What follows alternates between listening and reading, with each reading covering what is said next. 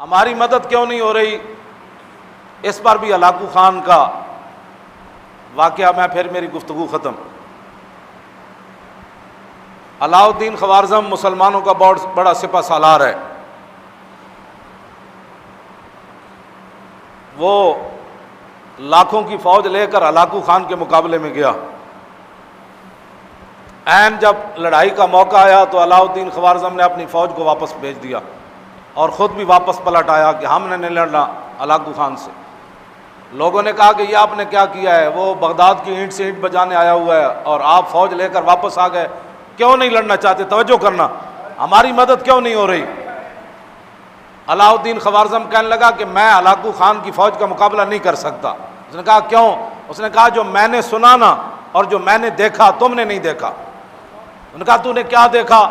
اس نے کہا کہ ہلاکو خان کی فوج کے سروں کے اوپر اولیاء کی روحیں اور فرشتے سایہ کر کر یہ لفظ کہہ رہے ہیں ہلاکو خان کی فوج کو کہ ایھا الکفرۃ اقتلوا الفجر، اوے بدکار کافرو ان بدبخت مسلمانوں کو خوب مارو۔ نے کہا جب اللہ کی مدد ہی ہمارے ساتھ نہیں ہے، فرشتے بھی اللہ کے یہی کہہ رہے ہیں ان بدبختوں کو مارو۔ یہ کلمہ حضور کا پڑھتے ہیں، آئیڈیل غیروں کو سمجھتے ہیں، یہ کلمہ پڑھ کر بھی ان کو یقین نہیں ہے کہ ہم نے کیا کرنا ہے۔ انہوں نے پاکستان حاصل کرنے کے بعد 69 سال گزار دیے حضور کے دین سے خوف زدہ کرتے کرتے، آج بھی حضور کے دین کو انہوں نے ہوا بنایا ہوا ہے۔ اسلام آ جائے گا تو ایسے ہو جائے گا، اسلام آ جائے گا، لوگوں کو ایسے ڈراتے ہیں جیسے ڈاکوؤں سے ڈراتے ہیں۔ اسلام کو انہوں نے ہوا بنا دیا۔ انہوں نے کہا کہ ایھا الکفرۃ اقتلوا الفجر، اوے کافرو ان بدبخت مسلمانوں کو خوب مارو۔ اس نے کہا جب اللہ کی تائید ہی ہمارے ساتھ نہیں ہے۔ جب خالد بن ولید پھنس گئے تھے نا شام کے محاذ پر، اور پوری فوج نے، ہزاروں کی فوج نے، ان کے 10 بڑے بڑے سپہ سالاروں نے خالد بن ولید کو گھیر لیا تھا، اور صحابہ کو پتہ نہیں تھا کہ خالد کدھر گئے۔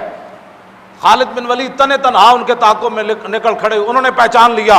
ان کا سپہ سالار کہنے لگے یہی وہ بندہ ہے جس نے پورے دنیا کے اندر اپنی طاقت کی دھاک بٹھائی ہے، آج اس کو مارو تو ہر چیز واپس لے لو گے تم، اس سپہ سالار کو مارو۔ خالد بن ولید فرمانے لگے مجھے موت سامنے اس دن نظر آ گئی، میں اپنے گھوڑے سے نیچے اتر آیا، ہزاروں کی فوج کے میں گھر گیا، ان کے سپہ سالار آ گئے۔ آپ فرماتے ہیں کہ ہاتھیوں کی طرح ان کے سپہ سالار تھے جنہوں نے مجھے گھیرا۔ جب خالد بن ولید، اس صحابہ کو پتہ ہی نہیں ہے خالد بن ولید کدھر گئے، تنے تنہا ان کے پیچھے بھاگ کھڑے ہوئے۔ جب یہ صورتحال بن گئی تو تھوڑی دیر کے بعد انہوں نے کہا کہ خالد آج نہیں بچ سکتا۔ تھوڑی دیر کے بعد پیچھے سے جناب آواز آ گئی، خالد بن ولید کے پیچھے حضرت کاکا آ رہے ہیں، حضرت مثنیٰ آ رہے ہیں، حضرت شرحبیل آ رہے ہیں، بڑے بڑے جرنیل صحابہ پیچھے سے گھوڑے دوڑاتے ہوئے آ گئے۔ کافروں کے اندر تھر تھلی مچ گئی۔ انہوں نے کہا کہ یہ کیا بنا ہے؟ آتے ہوئے انہوں نے ساری فوج کو بھگا دیا۔ تو خالد بن ولید نے فرمایا کہ آپ کو کس نے بتایا کہ میں ادھر پھنس گیا؟ انہوں نے کہا کیا بتائیں، کس نے بتایا؟ جب ہم جنگ ادھر بیٹھے ہوئے تھے تو آواز ہوا سے گزرتے ہوئے فرشتوں نے کہا تم ادھر بیٹھے ہو، خالد پھنس گیا۔